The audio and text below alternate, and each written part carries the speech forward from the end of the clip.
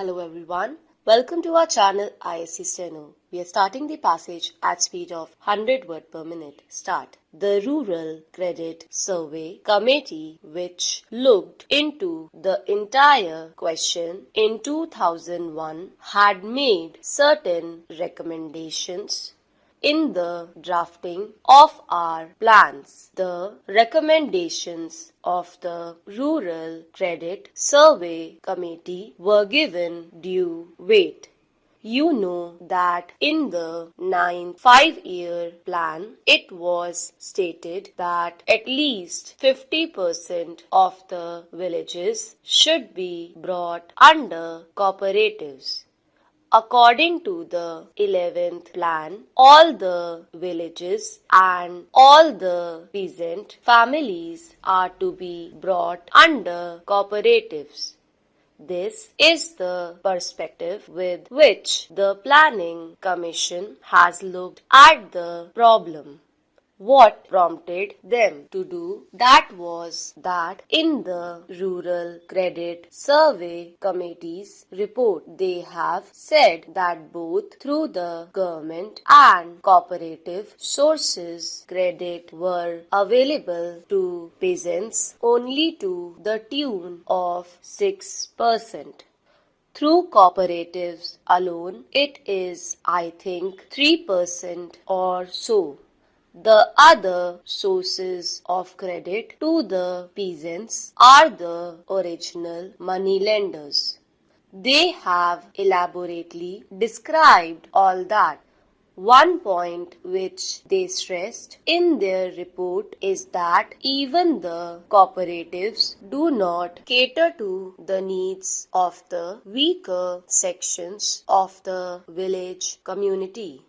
They have stated that in villages where the moneylender, the trader and the village chief function through one person, even the cooperative movement is controlled by them in many places. If they are outside the cooperative movement, they will sabotage it from outside. If they are in control of it, they will sabotage it from within. So, even the 3% credit which had gone to the peasantry in the name of the cooperative movement did not reach them really. So, they made it a point in their report to stress that in future we should see that the credit really goes to the weaker sections of the village community. Now, sir, after the report of the Rural Credit Survey Committee, we have been working for the last few years. I do not think that a proper evaluation has yet been made as to how the present-day cooperative societies are working, as far as extending the facilities to a larger section of the rural population is concerned. The cooperative movement has succeeded. My point is whether this emphasis that the committee had laid on taking special care to see that these facilities reach all the lower sections has been properly worked out. Another point is that even in the matter of extending the activities of the cooperatives, we have not reached the target which was fixed in any of the plans. Now they want to make it universal, but even during the 9th 5-year plan or even during the 10th 5-year plan, the target that was placed before the country was not reached. it was estimated that rupees 2000 crores are needed for agricultural operations every year, of which rupees 800 crores would be financed from their own earnings.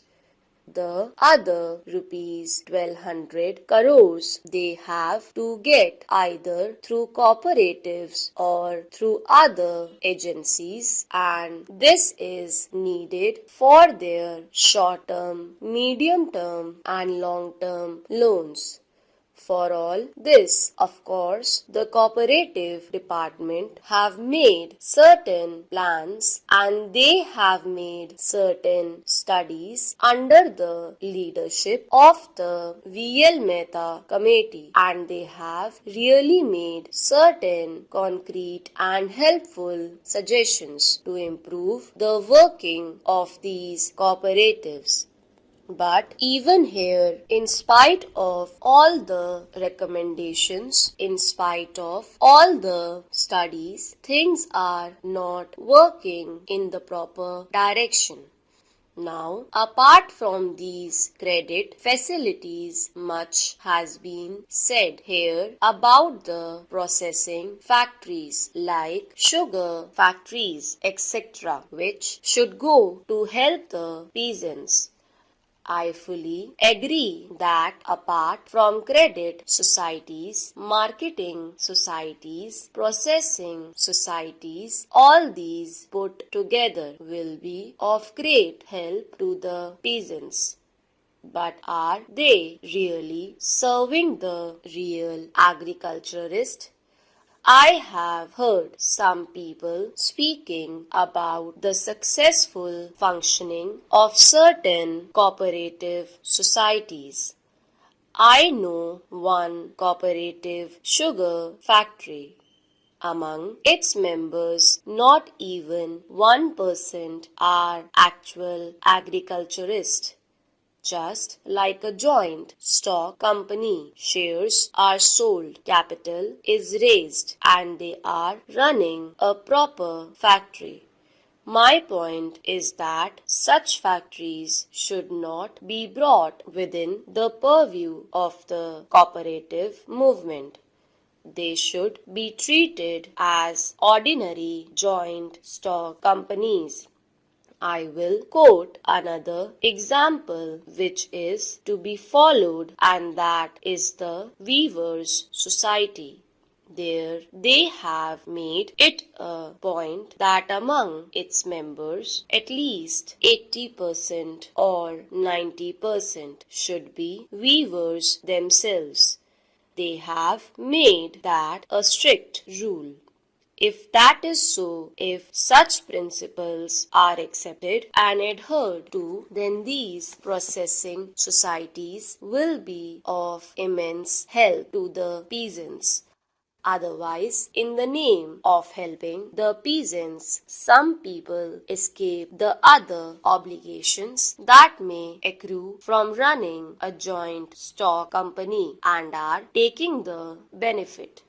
I do not feel it proper to invest money in large-scale enterprises on a cooperative basis. Stop.